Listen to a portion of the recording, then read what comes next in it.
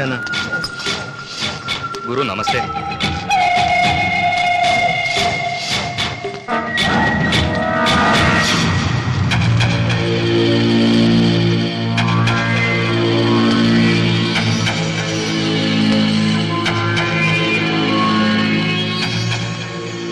ఏంటి ఏరా బలిసిందా? నిక్కర్ నారాయణ వెళ్తుంటే నమస్కారం కూడా చేయలేదు.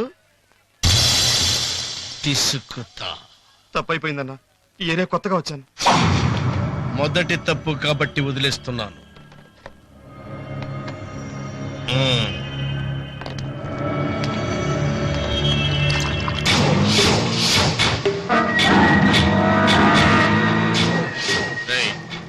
నిక్కర్ నారాయణ గడు వస్తుండు. గీయాల పైసలు అయ్యిందే మటన్ ఈయనకి లేదు. భయ్యా వాడు పెద్ద రౌడీ అని తెలుసుడు కూడా ఎందుకీ గొడవ? ఇచ్చి పంపిస్తే పోలే. ఏరా వ్యాపారం బాగుంటుందా? ఇప్పటిదాకా మంచిగానే ఉంది. సర్లేగాని ఒక 6 కిలోలు మటన్ కొట్టి ఇంటికి పంపించు. 6 కిలోలే కర్మ, 60 కిలోలు అది ఇస్తాను. ముందు పైసలు తినారాడా? పైసలు ఏంటమ్మా పైసలు ఏంటంటే ఎవరిని అడుగుతున్నావో తెలుసురా? డబ్బులు ఈ నిక్కర్ నారాయణ డబ్బులు అడటానికి నీకెన్ని గుండెలరా? విలన్ పర్సనాలిటీలో ఉన్నాను కదా అని కామెడీ జోకులేస్తున్నావా? ఇదిగా చెంచలు కూడా జైలు నుంచి మా బంధువులు వస్తున్నారు. ఒక 6 కిలోలు శుభ్రంగా కైమా కొట్టి, కార్యం కూడా బాగుందిరా, అది కూడా వేసి పంపించు. మాట్లాడవేంట్రా? రేయ్ ఇప్పుడు ఇది మటను, పొద్దున మేక. డబ్బులు ఇస్తేనే మటన్ ఇస్తానని పిచ్చి వాగుడు వాగావంటే రేయ్ ఇప్పుడు నువ్వు మనిషివి, చిటికలో మటన్ అయిపోతావురా.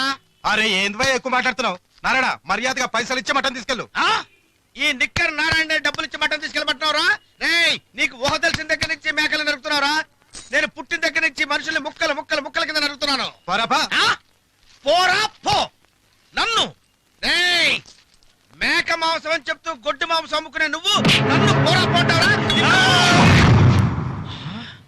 నా మీదనే చెయ్యెత్తుతావా? ఎత్తింది చెయ్యి కాదు బే, కత్తి. ఆ,